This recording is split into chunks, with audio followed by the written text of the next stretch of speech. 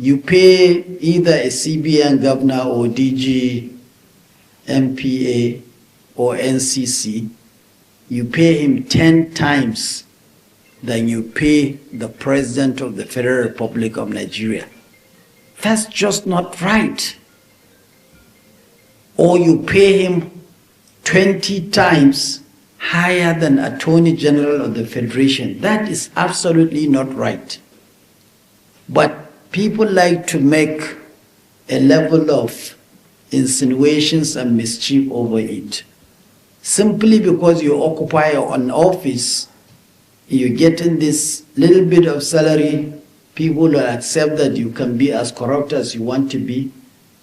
You know, they are okay with that. But your official salary, anytime you said you're going to look at it and review it, people will now start saying it's too much. And how much is it? Now, you have the Senate and the House of Reps.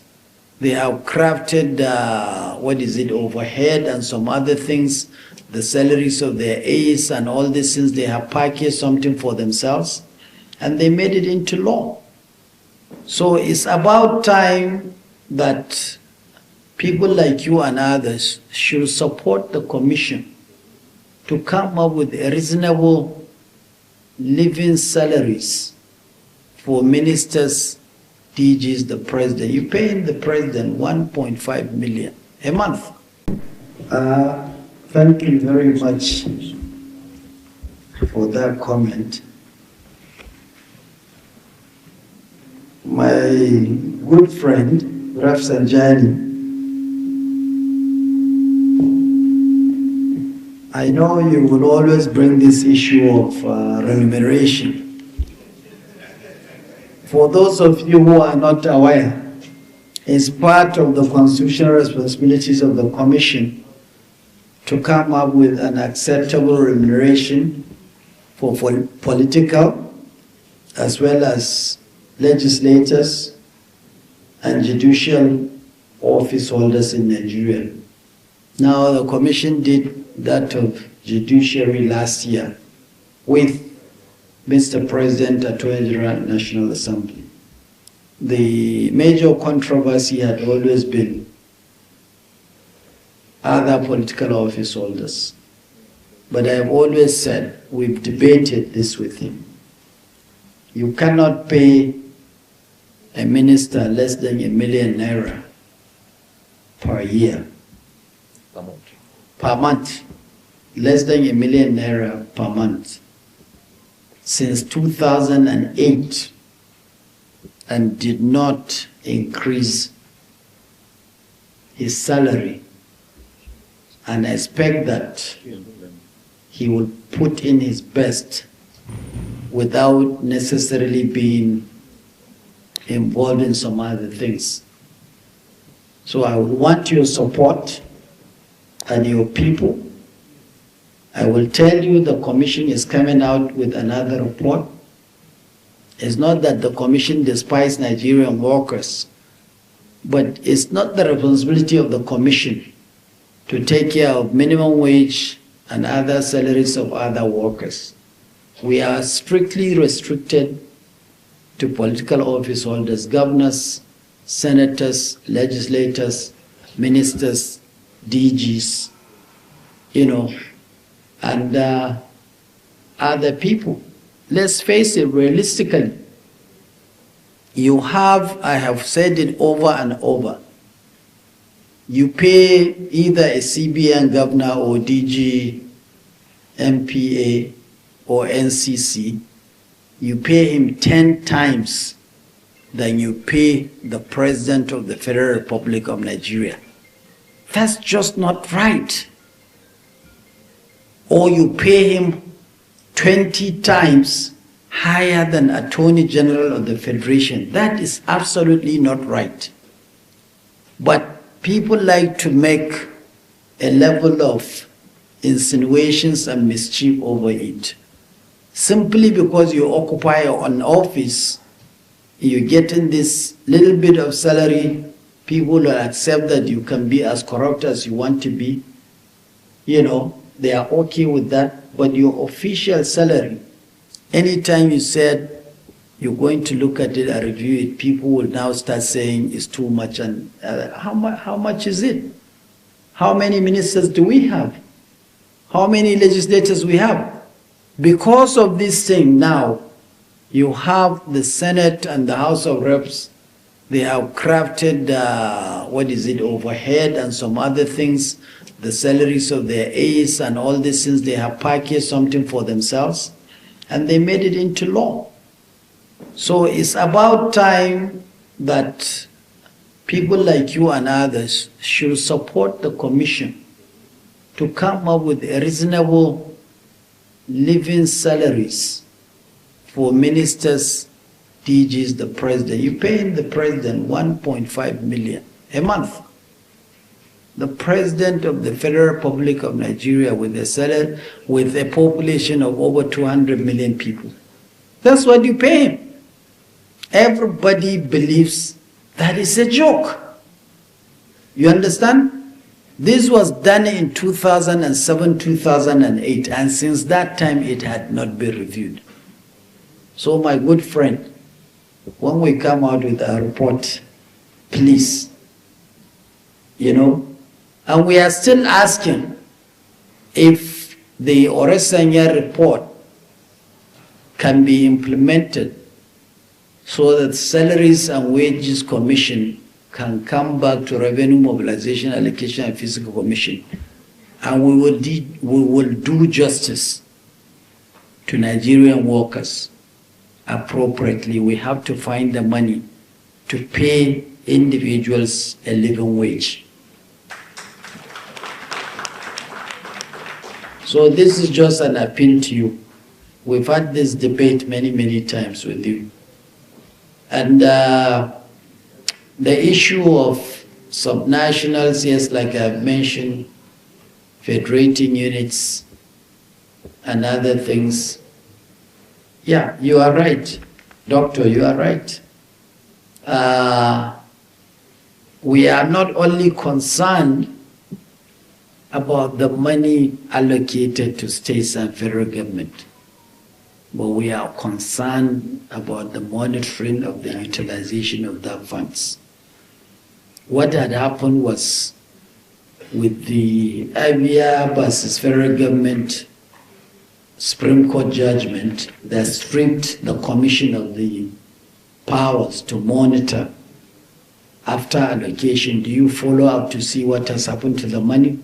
They say we are busybodies, but under this system, under the current president, the same current attorney general, who was the lawyer of the other side, fortunately now he is the lawyer on this side, advocated and got some level of autonomy for the local governments. We have some of us that are over 60 years.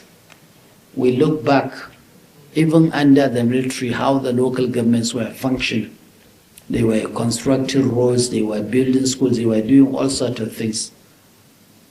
Independent of a state governor, military, under military. But now we have come to a situation where it's only the governor that can direct what happens in a local government. And if we don't get that local government development right, we are not going to get it correct. Because we all know they construct schools, they do culverts, they have a Department of Works, they hire people, they are doing things in the villages and other things.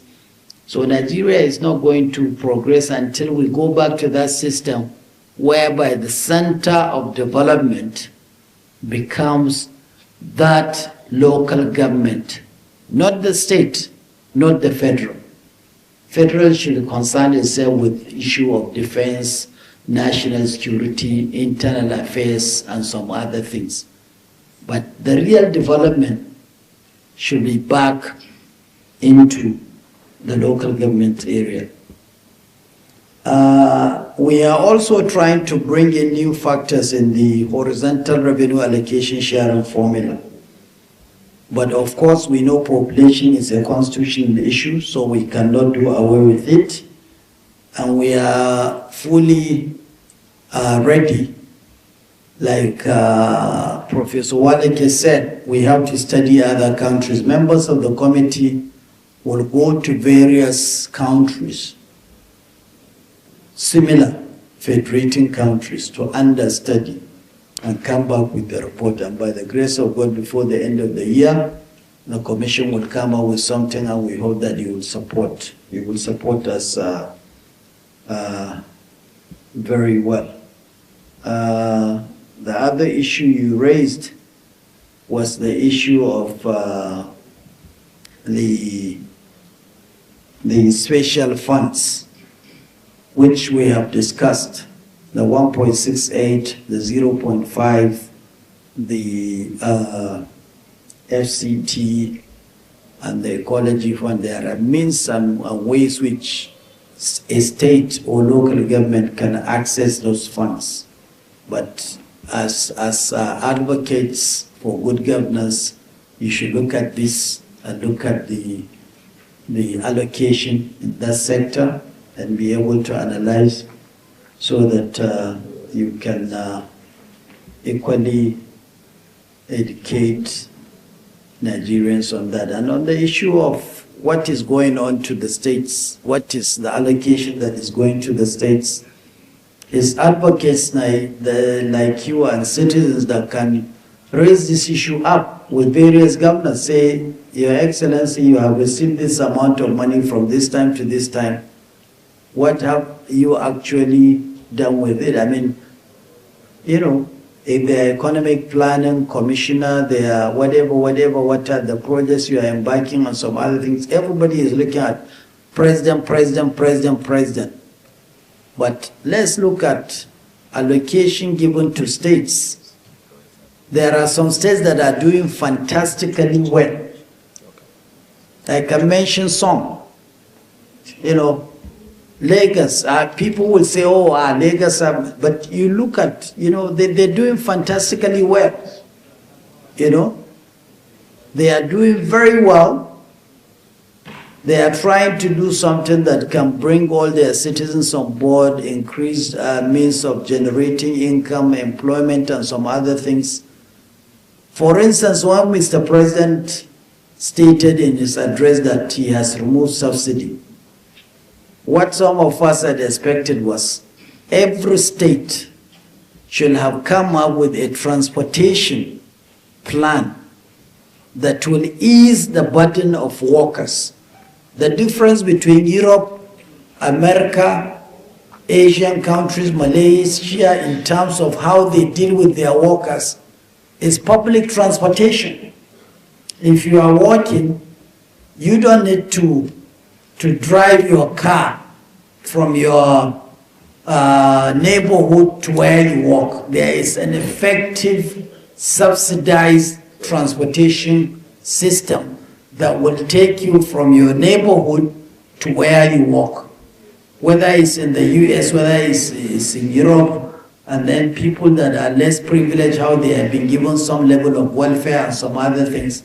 Those are the things that Nigerian leadership from the states needs to institutionalize that.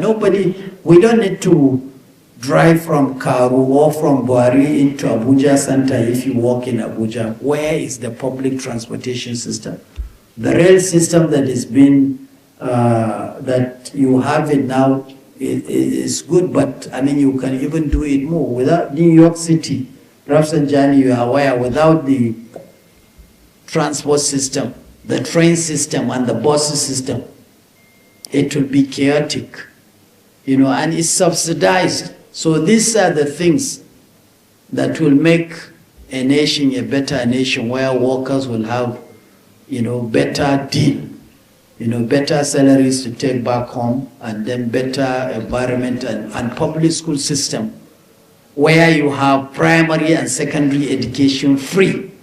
Literally in all the states in the US, primary and secondary school education system are free. When you go to university, then you can choose whether to go to Ivy League or you go to public university system. And even if your income is less, you have some level of scholarship and help and grants and some other things. So these are the things that gentlemen like you who are into advocacy and other things should be able to